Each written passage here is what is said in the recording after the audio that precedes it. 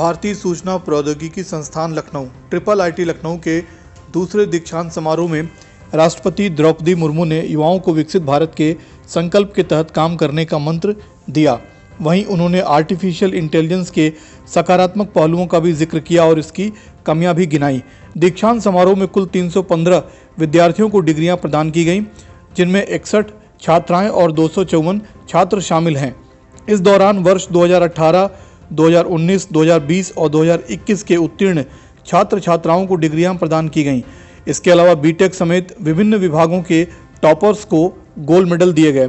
कुलाधिपति आनंदीबेन पटेल और मुख्यमंत्री योगी आदित्यनाथ की मौजूदगी में अपने संबोधन में राष्ट्रपति ने कहा कि हमें यह भी सुनिश्चित करना होगा कि हम आर्टिफिशियल इंटेलिजेंस के साथ साथ इमोशनल इंटेलिजेंस को भी महत्व दें। हमें यह याद रखने की जरूरत है कि एआई कोई साध्य नहीं बल्कि एक साधन है जिसका उद्देश्य मानव जीवन की गुणवत्ता को बढ़ाने के लिए अपने प्रत्यक्ष निर्णयों के माध्यम से निचले स्तर तक के लोगों को लाभ पहुंचाना है।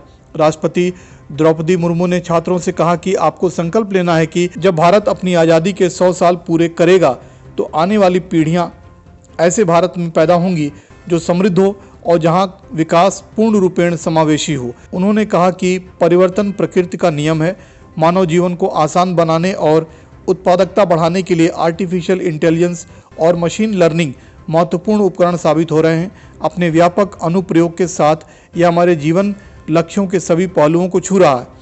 स्वास्थ्य, शिक्षा, कृषि, स्मार्ट शहर, बुनियादी ढांचे, स्मार्ट गतिशीलता और परिवहन आदि जैसे सभी क्षेत्रों में एआई और मशीन लर्निंग हमारे जीवन लक्ष्यों के सभी पहलुओं को पूरी तरह से छू रही है।